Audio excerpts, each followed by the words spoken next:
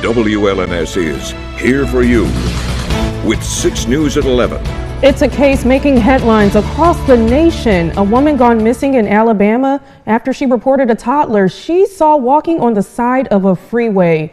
It is our top story at 11. Thanks for joining us. I'm Darylyn Horn. Shamir has the night off. Investigators say after speaking to 911, 25-year-old Carlethia Russell immediately called a family member. During that call, the family member lost contact with Russell, but the line remained open. CBS's Astrid Martinez has the latest on the search. Volunteers and police are fanning out across the Birmingham area this weekend, looking for the 25-year-old woman who vanished after calling 911. She was 10 minutes from my house. Police say Carly Russell made the 911 call Thursday evening, pulling over on the side of Interstate 459. After calling 911, the caller stopped to check on the child and also called a family member to report the same details. And when she got out the car, she did tell my daughter-in-law, I can't just leave. I can't just leave this little child on the side of the road. Russell's family says while on the phone, they heard her talking to the child, but they didn't hear the child respond. Then they say Russell screamed. A single witness has reported possibly seeing a gray vehicle with a light-complected male standing outside of Carly's vehicle. The nursing student's car and some of her belongings, including her cell phone, were found at the scene, but no sign of her or a child. Russell is 5'4", last seen wearing a black t-shirt, black pants, and white Nike sneakers. We're going to be looking in every direction. We're just going to scour the earth. Russell's neighbors are praying for her safe return. There is a $25,000 reward for any information. Police say they're analyzing Carly's cell phone for any evidence and that they've received numerous tips on her disappearance, but they haven't received any reports of a missing child. Astrid Martinez, CBS News, New York. The man who reportedly attacked a woman in a Target parking lot on Tuesday is now facing murder charges in connection to a homicide that took place the day before. 31-year-old Andrew Hall is facing 12 felony counts for his brutal attack at a Target in Troy, and police there say he also admitted to murdering a young woman in Detroit. That woman's family spoke with WXYZ and are devastated from learning that she was beaten to death. I just don't want people to remember her the way she died. I want them to remember her for the life she lived, the big heart she had, and the person she was. Hall is expected to be arraigned this coming Monday. Earlier this evening, a boat caught on fire on Muskegon Lake with 6 people on board. Wood TV reports that fire started around 6:30 this evening. The Coast Guard says that 6 people jumped off the boat just in time and were rescued. No injuries have been reported, and there is still no information on what caused that fire. Sheriffs at the Clinton County office are warning people to look out for possible scammers in the area.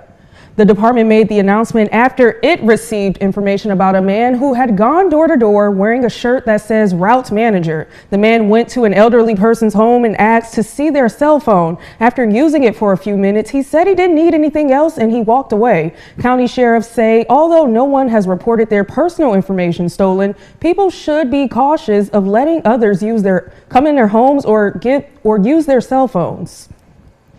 An organization is planting crosses across Grand Rapids to raise awareness for those in the military who have died by suicide. Wood TV reports that on average, 22 veterans commit suicide daily. The organization 22aday.org is raising awareness by placing one white cross into LMCU field every day until there is 22 of them. The crosses will be placed at noon each day, and organizers welcome everyone to come and support.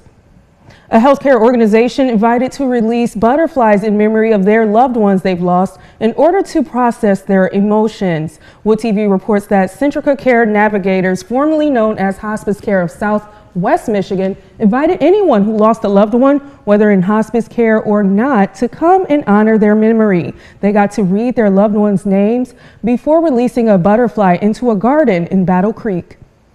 Losing someone is hard. Oh yeah, I held it together. Whether it's expected or not.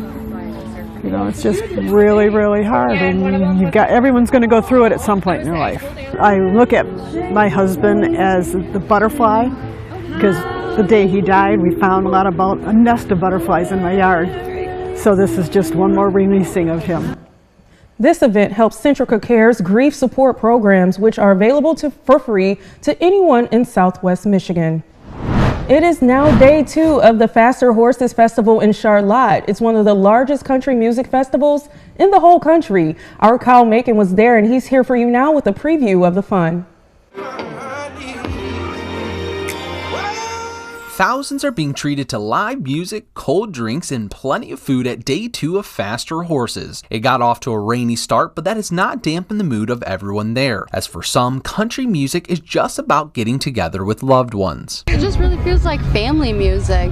I just connect it so much with my family and my friends. The weekend-long concert has all the big names in country music coming out. They have 2 stages, the main stage and Next from Nashville. Tonight, the Zac Brown Band will be headlining at 9:30.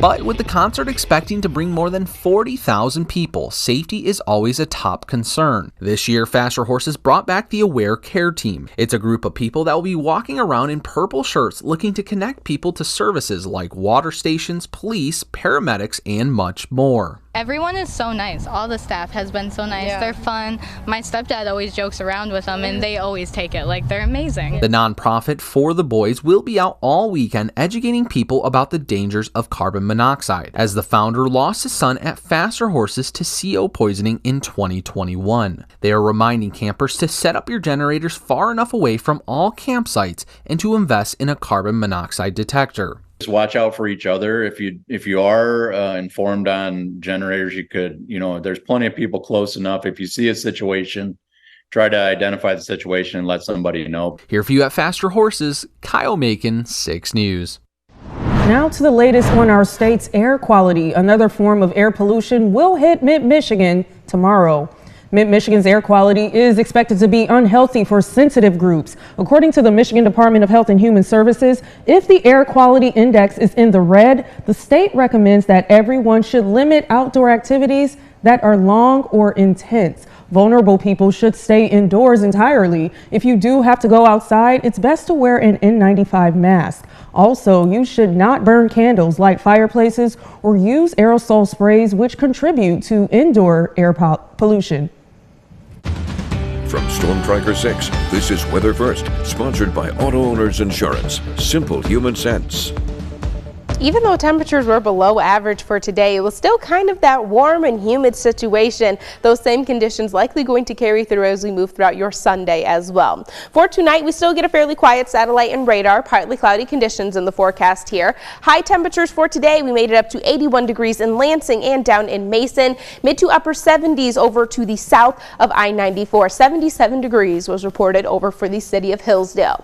Current temperatures right now still on the warmer side of things, especially when we actually do factor in those humid conditions that we are seeing. We're at 69 here in the city of Lansing and St. John's, 68 for your current temperature down in Jackson. Again, the real thing that we are watching in terms of the forecast for tomorrow going to be the wildfire smoke that's going to be moving in. Air quality warnings are going to be in effect across the entire state for tonight and then for the majority of the day tomorrow as well. National Weather Service is set to expire this current warning at 8:30 tomorrow evening, with a slight possibility that it could be extended if that wildfire smoke lingers just a little bit longer than is currently expected.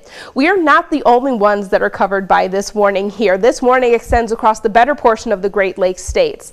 Again, forecasted wildfire smoke again is likely going to be moving in tomorrow morning. Highest concentration is going to be possible in the afternoon hours of the day. By then, air quality is likely going to be considered unhealthy for sensitive groups, not only in mid-Michigan, but across the better portion of the state. There are certain points in time where our hourly concentration, however, could be considered unhealthy for everyone. That's the reason why we have that air quality warning in effect. Again, conditions are likely going to improve by Monday. but definitely something that we will need to keep an eye on here. Partly cloudy conditions in the forecast for tonight, so really in terms of the weather actively, we're really not going to have a lot that we will need to worry about. Hazy sunshine going to be possible as we move throughout your Sunday. The chance for a couple of rain showers and thunderstorms just off to our east over towards the Metro Detroit area. A couple of showers could be possible Sunday night into Monday, just an isolated stray shower really. Those could linger into your Monday. Actual forecast for Monday, however, looks to be pretty nice. Cold front will sweep through Monday afternoon, bringing the slight chance for some additional rain showers. However, most of us are expected to stay dry. I want to point out that cold front though, because it is going to be fairly nice to us, giving us a little bit of some relief from these humid conditions that we've been dealing with for quite some time here. Again, partly cloudy for tonight. Overnight lows will be falling down into the low 60s. Hazy sunshine in the forecast for tomorrow. Highs nearly the same as what they were today, up to 82 degrees. Your 6-day forecast doesn't show a lot of chances for rain during the day. Those rain chances likely going to arrive at night. Best daytime chance likely going to be from a couple of showers and thunderstorms on Thursday. Even next week, a couple of chances just kind of sprinkled in there, with highs still sticking in the mid to low 80s. Thank you so much, Kendall. Coming up, the United States isn't the only country experiencing heat waves. We'll explain that after the break, so stay tuned. 6 News at 11. We'll be right back.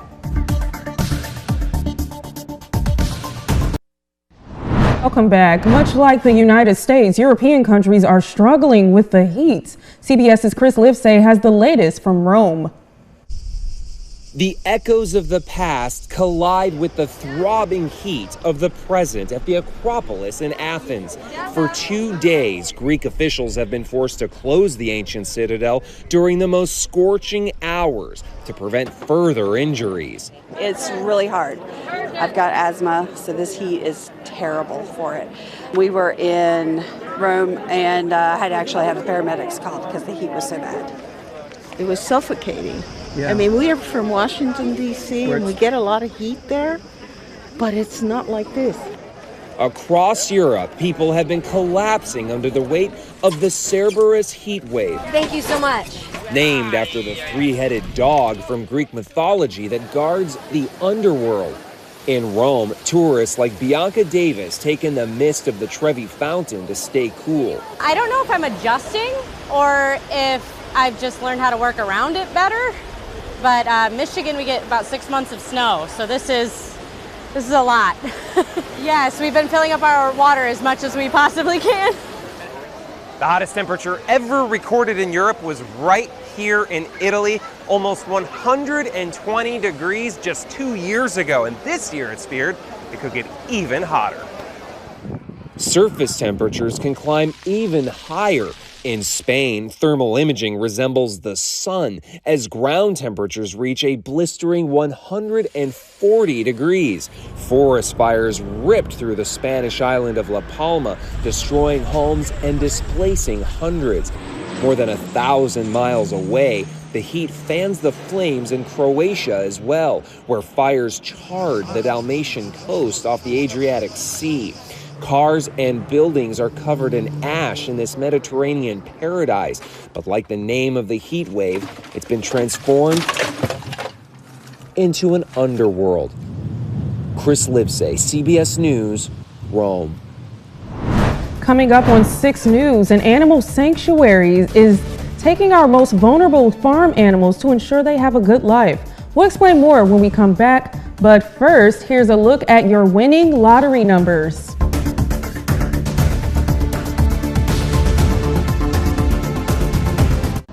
When farm animals get older, owners struggle with what to do with them. That's where one nonprofit steps in. Rachel Ramsey is here for you now with what the sanctuary is all about.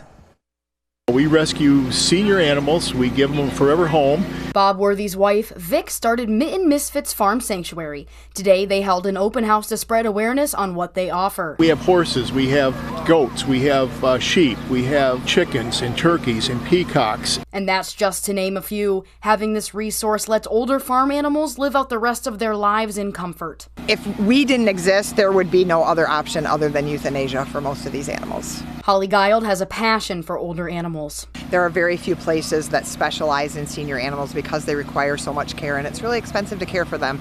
There's also not a lot of options for people if they can't afford to care for their seniors, so I think having some place in our community that offers that as a resource is really, really important. At the sanctuary, you can see all sorts of animals. I'm looking forward to see those sheep. They're going to be really cute. It's not just helping the animals, it goes both ways. We have a lot of people that come and they have maybe a depression or something like that, or they've just lost a spouse.